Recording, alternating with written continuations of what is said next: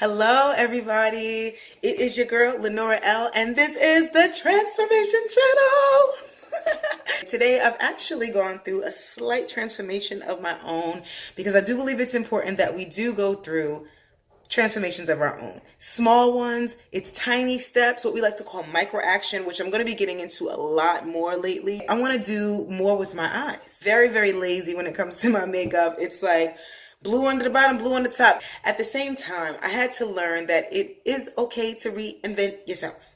And you can't have the same blue, the same old way all the time. We have to be willing to make our own tiny transformations and then see what happens. Let's move on to today's topic, which I'm excited about. Third of the 5 in my new book, Your Life in 5, Transforming Turmoil to Triumph. And then the last video, we talked about number 2, which was choose to see all things as divine and therefore necessary. Please check out that video. Today we're going over number 3, which is just practical advice that we've probably heard a million times over. We've heard this statement: put first things first. If we're not putting first things first, we're really, putting the cart before the horse. And that's what we don't want to do. Because if you put the cart before the horse, where are we going? Putting first things first, it goes back to prerequisites, necessary. And those things that are necessary, you got to get them done. You can't fudge over the important things. So there's a couple of things that I wanted to talk to you about on this topic. So let me make sure I'm getting it right here. Okay, yes. Research. I can't say that loud enough. We have to research, ladies and gentlemen. We just have to do it. If we don't research, we are walking into situations that we probably know nothing about, but we think we know. Loud and wrong. And you can be one or the other, my friends, but you cannot be both, because that's going to get you in trouble. You want to research, find out the information that you need to get where you want to go, get what you want to get done. If you want to lose weight, it doesn't make sense to not talk to someone who understands about how to do it and to do it efficiently. That's why there are people who do that. In this research portion of things, you got to know yourself, guys. Putting the cart before the horse is definitely trying to change the world before trying to change yourself. Trying to understand the world outside of you without trying to understand yourself. Put first things first. If you don't know what you like, you don't even know what it is that you're supposed to be giving to the world and contributing to the world. Everybody wants to do what other people are here to do because they don't know themselves. They don't know the key to their own fortune, which is the uniqueness that is within you. I have been blessed to be able to travel the world, see a number of different countries and meet a lot of different people and sing in all kinds of places and open up for amazing people in my life. I've been blessed to be able to do that, right? But the one thing I noticed, I really needed to know who I was and what I was bringing to the table, because since I didn't know, other people were trying to tell me who I was and what was important. But the bottom line, guys, is that if I'd have known myself, I'm stepping into the room as the boss. Dame Dash was talking about that.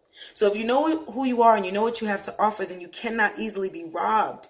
You don't know what your own value is, and you're just walking blind into these places, not doing your due diligence first.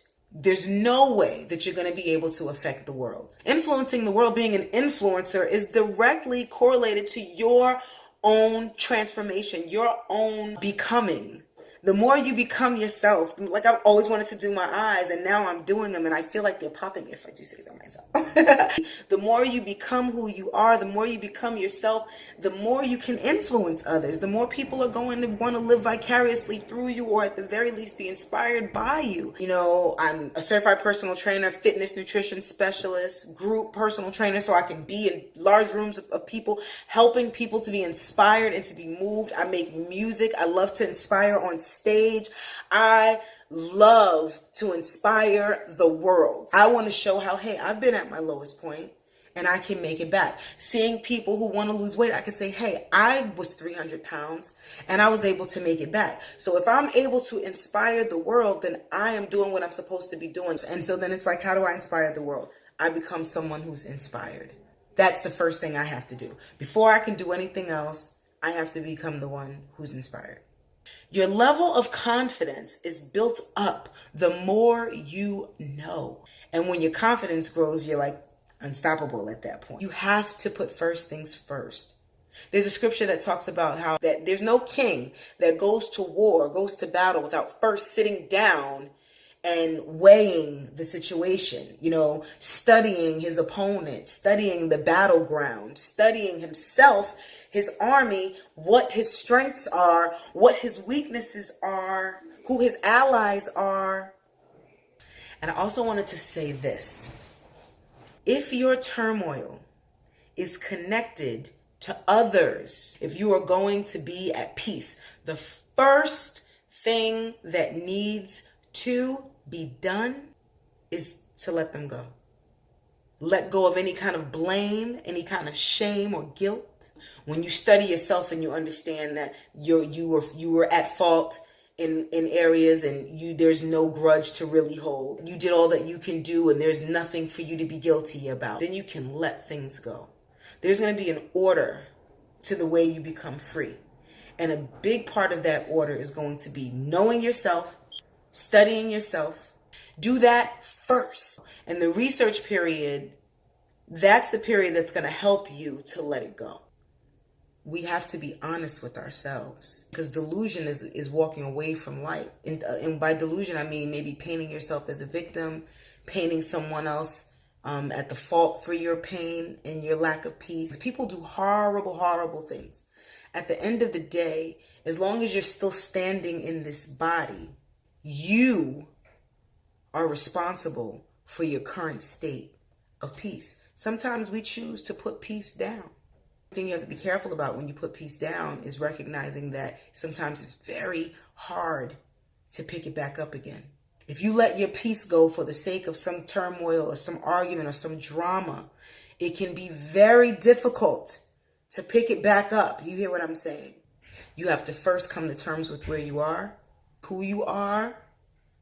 Do some research into yourself and the situation. Who knows? You might have to study what's going on with you. You might find that you're dealing with some kind of depression, bipolar, or, postpartum depression, PTSD. You don't know. I mean, we're living in a world where there's so many people walking around going undiagnosed for the things that they are dealing with. But if the longer it takes you to start walking in the direction of peace and leaving the turmoil alone, the harder it becomes. And this step, straightening up, is when you are putting first things first. You are recognizing that there are things that I have to do, steps that I have to take to get out of this situation, that nobody's going to be able to take for me. We are the leader, the captain of our own ship. So once we've focused on what it is we want in order to get there, we have to take the first step, and everything else will follow us. So there you have it. Make sure that you share, make sure you subscribe, like, even click the little bell. Click the little bell so that you can be notified when I'm posting new videos, and check those out. Again, we're hoping that it sets folks free. Do something today different. Islam.